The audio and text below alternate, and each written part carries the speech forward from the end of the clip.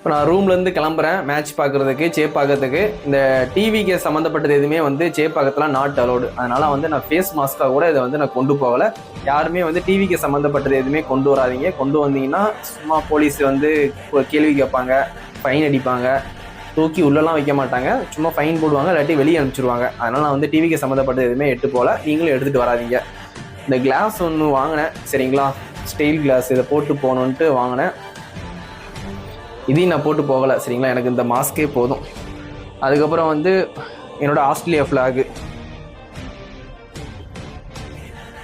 நீங்கள் வந்து என் Australia team வந்து செலக்டே ஆகலை, இருந்தாலும் நான் ஒரு ட்ரூ ஆஸ்திரேலியா ஃபேன் அப்படின்ட்டு அங்கே ஸ்டேடியத்தில் உள்ளவங்களுக்குலாம் நான் காட்டுறதுக்காண்டி இன்றைக்கி நான் போகிறேன் சரிங்களா.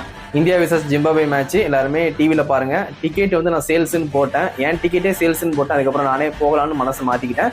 20 டிக்கெட் என்கிட்ட கொடுத்து விற்க சொன்னாங்க, அந்த 20 டிக்கெட்டுமே விற்றுட்டாங்க சரிங்களா. அதனால் வந்து சோல்ட் அவுட்டு, டிக்கெட்டு இல்லை சரிங்களா. நீங்கள் எல்லாருமே மேட்சை நைட்டு 7 மணிக்கு ஸ்டார் ஸ்போர்ட்ஸ் தமிழில் பாருங்கள் சரிங்களா. நான் வந்து பார்த்துட்டு சொல்கிறேன். அங்கே மாஸ்க்கும் எடுத்துகிட்டு போகலை, இந்த மைக்கு கூட வச்சுட்டு போயிடுவேன்.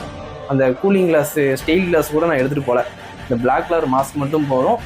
மேட்ச்சு வீடியோ எடுக்கும்போது கவர் பண்ணிப்பேன், இல்லாத டைம் இப்படி இறக்கி விட்டுப்பேன் சரிங்களா.